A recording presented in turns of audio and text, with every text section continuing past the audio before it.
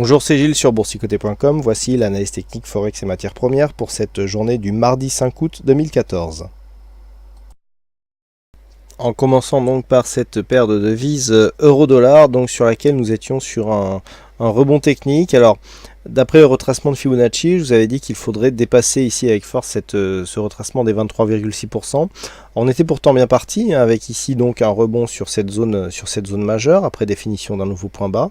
On était venu tester ici ce retracement des 23,6%, contact avec la bolle supérieure, retour sur la moyenne mobile 20 exponentielle. Et donc on attendait ici une continuité du mouvement, mais qui n'est pas venue, puisque dès l'ouverture ce matin, eh bien, on est parti sur un cassure sur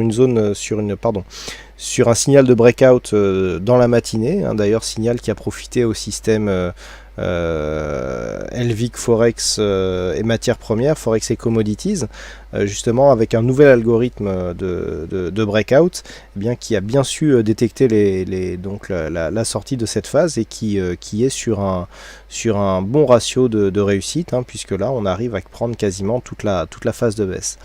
Vous pouvez vérifier ça dans la partie donc du site boursicoté.com, dans trading, vous allez sur l'onglet performance du système LVIC Forex et matières premières. Donc ça c'est pour la parenthèse. Donc en tout cas sur ce mouvement, eh bien, on vient s'enfoncer d'une manière très dynamique ici en intraday pour rechercher ici un contact avec cette précédente zone de point bas. On enfonce cette zone de point bas, contact avec la bande de Bollinger inférieure, donc on invalide ici le rebond technique et on s'inscrit dans une phase de consolidation à plat. Alors pourquoi phase de consolidation à plat? Bien, tout simplement puisqu'on oscille donc entre la zone de point bas malgré les attaques et le retracement à 23,6% de Fibonacci. Donc on a bien cassé ici la dynamique, puisqu'on fait une alternance ici, bol sub, bol inférieur, mais on reste dans une phase de consolidation à plat pour l'instant, tant que cette zone ici d'un 33,67 joue un rôle de mini support. Si cette zone venait à céder, effectivement on aura un signal de continuité de tendance, mais pour l'instant la petite cassure que nous avons là ne suffit pas à valider une poursuite du mouvement, en tout cas sur sa dynamique. D'autant plus que la configuration commence à être survendue. Nous sommes ici en UT4 heures, donc bon, on sait que le signal de survente ici est relativement léger et que sur le Forex on peut avoir des phases de survente beaucoup plus fortes que sur les indices notamment. Donc pour l'instant on est sur un petit signal de survente, donc un rebond ici n'est pas exclu, mais le fait d'attaquer ici et de commencer à venir plus bas que cette zone de point bas irait plutôt dans le sens d'une continuité baissière. Donc à surveiller ici, si la rupture se confirmait, on pourra avoir donc une continuité du signal, avec donc dans ce cas, pour trouver l'objectif, alors on va le faire en direct, pour trouver l'objectif de cette cassure, eh bien on va chercher tout simplement les retracements de Fibonacci. On prend donc l'amplitude sur la phase de consolidation, et puis il n'y a plus qu'à déplacer ici le graphe pour avoir tout simplement l'objectif. Donc en cas de cassure ici de cette zone, l'objectif se situera à 1,3319, puisque nous avons ici sur cette dynamique un retracement inférieur au 38,2% de Fibonacci. Lorsque l'on revient ici sur cette phase, en cas de cassure, l'objectif se situe sur l'extension à 161,8%.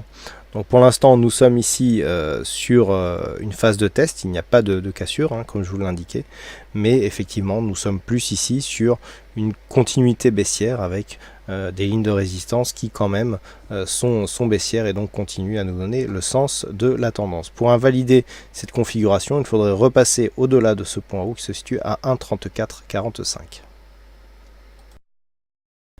Et sur le dollar yen, là par contre nous vérifions la validité et la précision des retracements de Fibonacci, puisqu'après ici avoir eu cette phase dynamique, on avait quantifié ici ce retracement sur un contact, enfin quasi contact, puisque nous avons un ou deux pips près à 102,33 qui correspond au retracement à 38,2% de Fibonacci.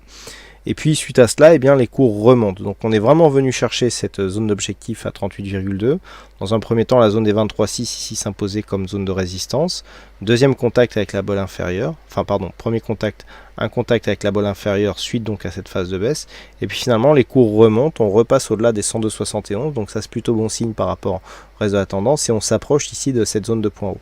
Donc là aussi, si les cours venaient à casser ici la zone des 103,09 qui est le précédent point haut ici suite à la dynamique, bien là aussi nous pouvons tracer les retracements de Fibonacci pour trouver l'objectif qui serait lié à une éventuelle cassure de cette zone des 103.09. Donc là il faut encore une fois déplacer le graphique et l'objectif se situe ici à 103.55.